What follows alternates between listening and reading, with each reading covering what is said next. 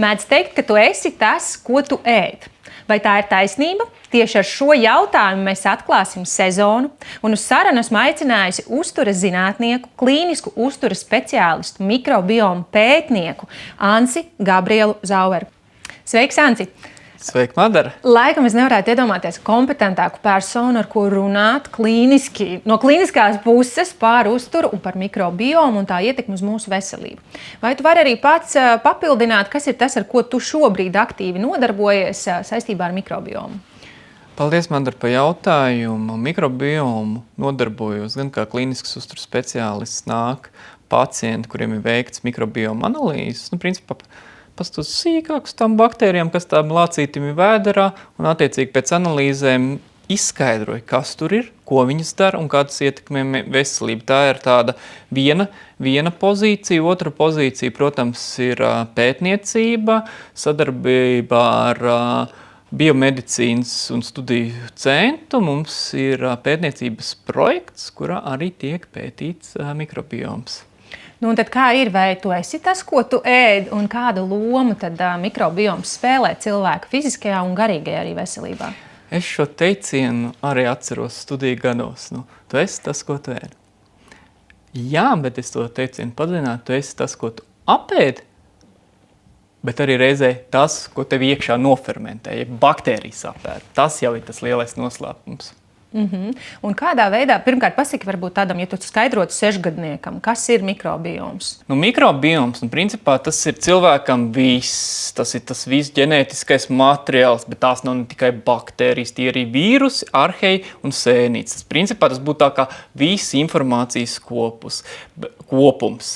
Bet ja tā fokusētā, ka mēs runājam par mikrobiotu, kādreiz tautā dēvēt par mikrofloru tu termiņu vairāk ne, bet mikrobiota, konkrēta zarnu mikrobiota, tas baktēriju daudzums konkrētā vietā, piemēram, zarnas. Ir arī ādas mikrobiota, dažādās vietās tā mikrobiota mums ir. Un kā tad tas ir saistīts ar, un kas ietekmē to mikrobiotu, ja mēs skatāmies tieši šodien parunāsim par to, kas lācītim vēderā, respektīvi par mūsu vēderu, par šo dzīvību. Kā tas ietekmē, kas tur nonāk, kas tur fermentējas, attīstās mūsu veselību? Protams, jāsāk katram cilvēkam ar dzīves sākumu. Kad cilvēks piedzimst, viņš ir sterils. Un tā pirmā saskarsme ar to dzīvību, kas nonāk mūsos iekšā, ir caur māti. Protams, ja cilvēks nāk ķeizargriezienā, tad nedaudz savādāk ir tā dzīvība. Un tad uzreiz, protams, ko cilvēks saņem pašu pirmo?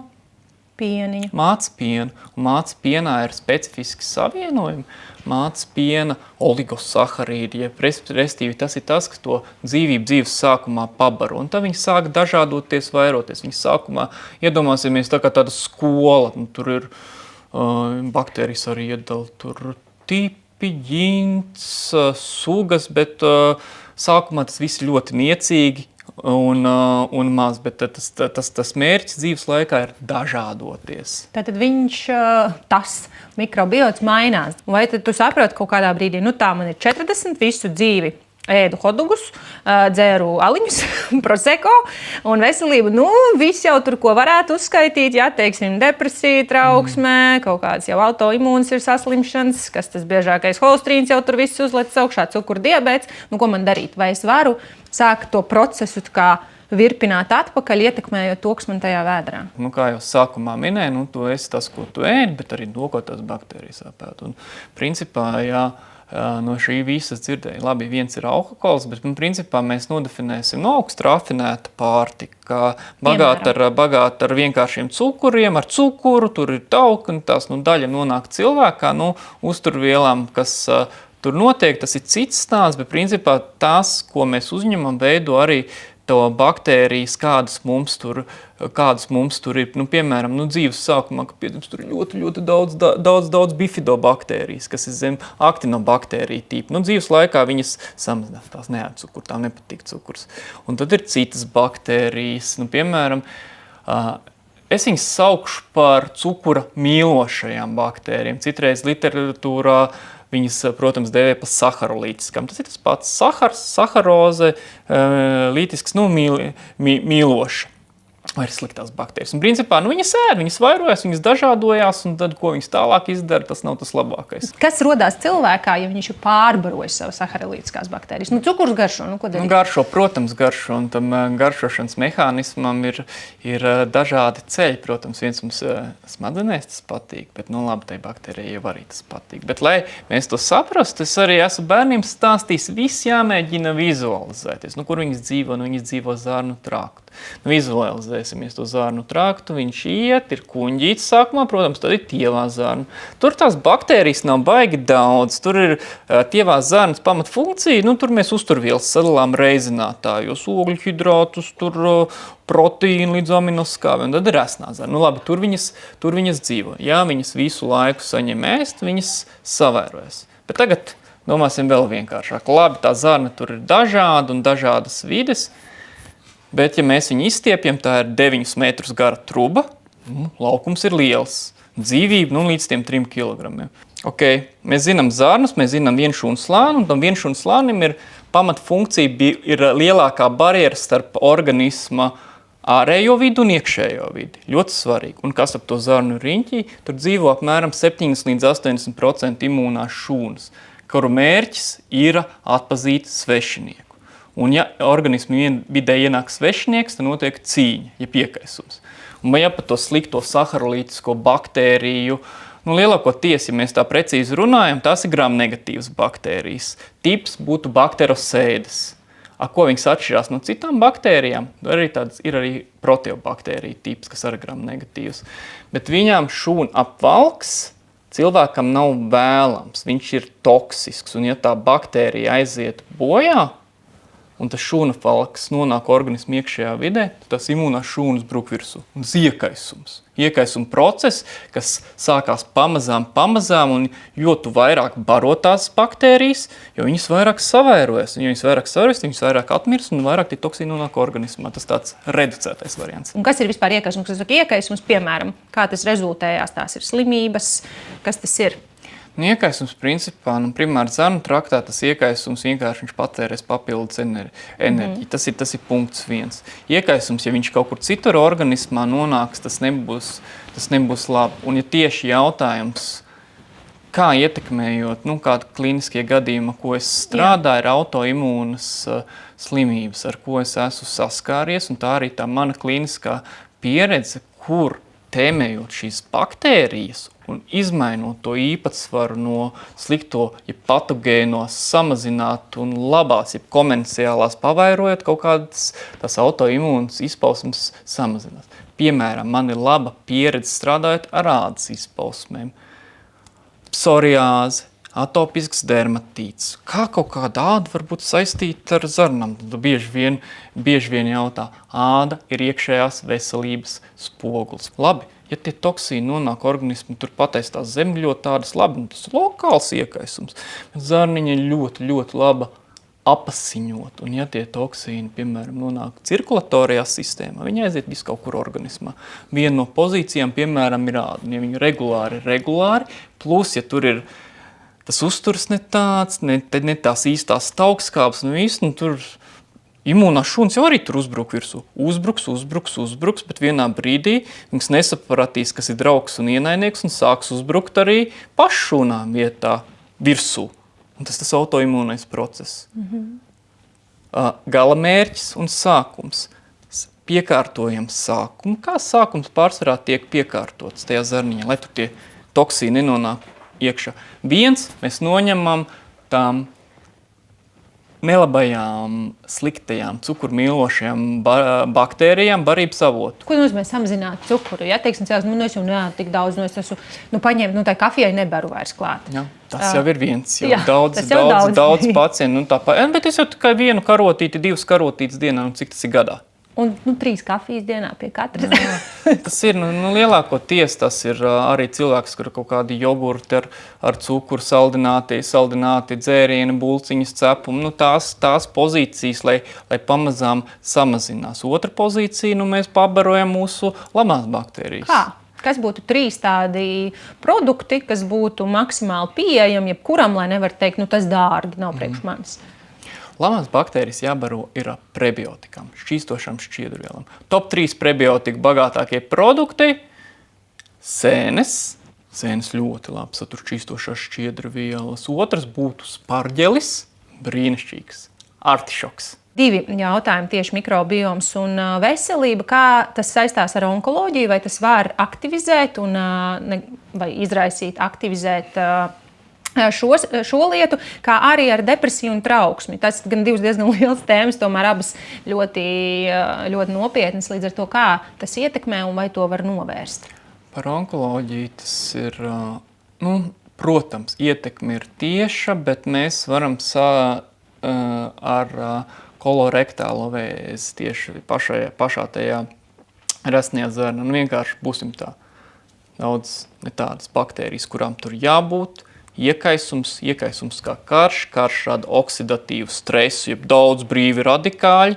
Un ja tas brīvais radikāls aizies visu laiku, tās šūnas, tur tā kara vide ir, oksidatīvs stress, tajā mēs visi piedzimstam ar onkoloģiskām šūnām. Vienā brīdī var aiziet tas mehānisms, viņas var sākt nekontrolēt vairāties. Tas ir tāds lokāls. Otra pozīcija, ko jautāja, kā tad tas vēders ietekmē to domāšanu? Ēdīšu labāk, būšu laimīgāks. Jā, laime sākās vēderā. Taisnība savu ir, bet īstenībā nedaudz dziļāk zarnu traktā.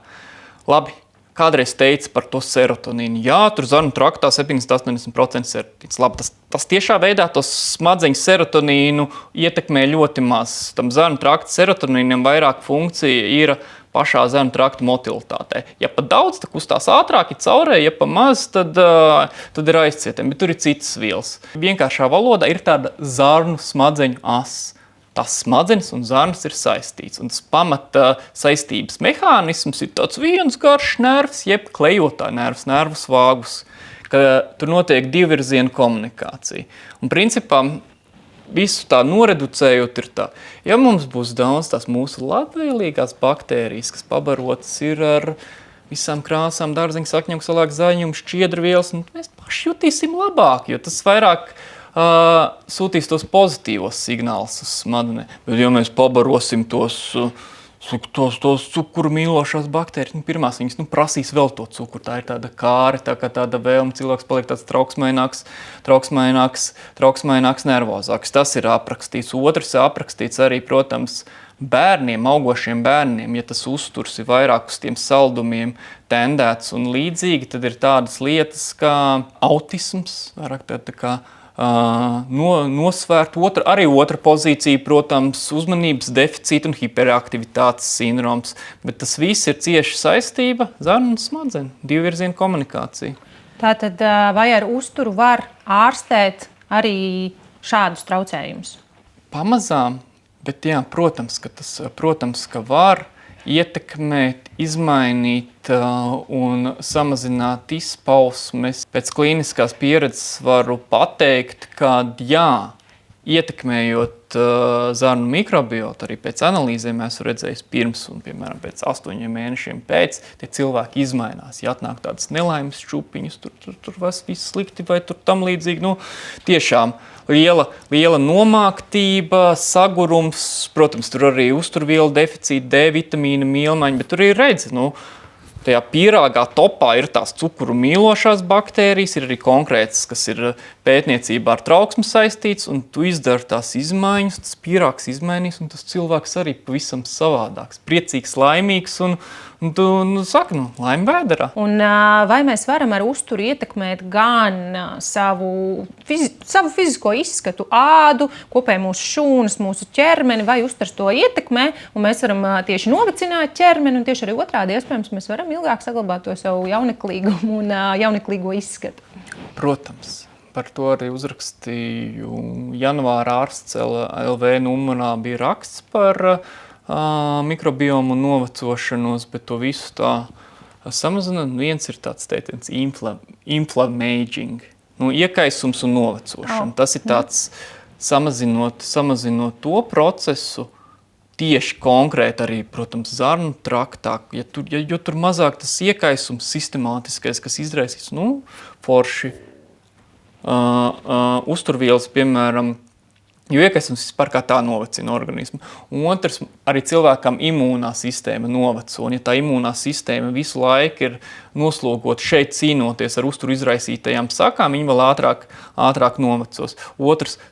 Trešais, sakārtots mikrobioms ir labāka uzturvielu absorpcija, jo mēs labāk uzņemsim mūsu uzturvielas, jo mēs būsim spēcīgāki, veselāki, dzīvīgāki.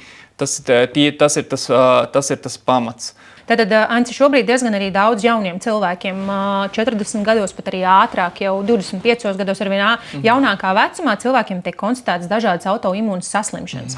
Kas varētu būt tas, ko zinātnē šobrīd saka par to, kas ir šis iemesls, kādēļ tas notiek? Uzturs, iedzimtība, mikrobioms, uzturs, insulīna vielmaiņa, pamazām. Jo insulīnu, aizkuņu ziedzera tās šūnas izdala insulīnu. Insulīna pamat nozīme ir, lai glikoze tiek šūnā kā enerģijas avots. Ja insulīns, ja visu laiku nemitīgi tie ogļhidrāti viņi veicina insulīna rezistenci. Restīvi visu laiku izdalās insulīns, šūna nedzird to insulīnu un restīvi vairāk insulīns nepieciešams, lai glikozē tiktu iekšā enerģijas avots. Tas ir viens mehānisms. Uz otras pozīcijas ir tās zarnu mikrobiotas puse, kur visu laiku tiek pabarotas baktērijas, kurām tas cukurs garšo, viņas aiz sevis atstāja toksīnus, lipopolisahārīdus, savu šūnu apvalkus. Ja tie nonāk cirkulatorijā sistēmā un kopā ar citiem toksīniem nonāk līdz tam aizkuņu ziedzera beta šūnām, un tur kādā brīdī sākās iekaisums, tā insulīna vielmaiņa jau ir traucēta, tas var būt viens no faktoriem šai autoimūnai slimībai. Tad līdz ar to tas ir tādā jaunā vecumā saistīts ar dzīves stilu, kurš kaut kādā laika periodā ir tāds bijis, un tās ir sekas. Mazkustība, uzturs un iedzimtība.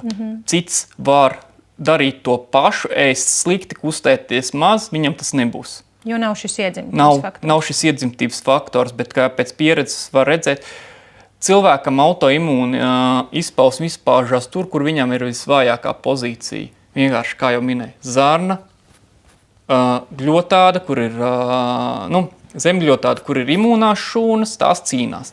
Iet asinsritē, cirkulatorā sistēmā. Var aiziet visur.